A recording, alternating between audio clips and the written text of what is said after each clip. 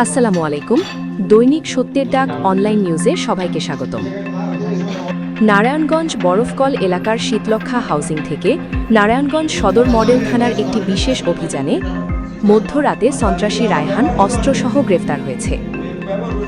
গ্রেফতার হওয়া সন্ত্রাসী রায়হানের নিকট থেকে একটি নেভি ব্লু রঙের ব্যাগ থেকে একটি পিস্তলে ব্যবহৃত গুলি, ম্যাগাজিন, বিভিন্ন ধরনের চাকু, সুইচ গিয়ার সহ বিপুল পরিমাণ অস্ত্র। উক্ত অভিযানটি পরিচালনা করে নারায়ণগঞ্জ সদর মডেল থানার ভারপ্রাপ্ত কর্মকর্তা ওসি মোহাম্মদ হালিমের নির্দেশে উপস্থিত হয়ে এবং পুলিশ ইন্সপেক্টর তদন্ত মোহাম্মদ জামালের নেতৃত্বে এসআই রমজান সহ একাধিক পুলিশ সদস্য।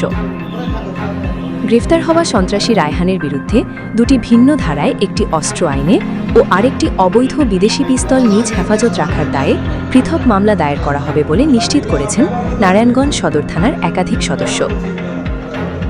এমন ধরনের ভিডিও নিউজগুলো ভালো লাগলে আপনার মতামত কমেন্টে জানাতে পারেন ও দৈনিক সত্যের ডাক অনলাইন নিউজের ফেসবুক পেজে লাইক, কমেন্ট, শেয়ার করে সবাইকে দেখার সুযোগ করে দিয়ে আমাদের সাথে যুক্ত হতে পারেন। ধন্যবাদ।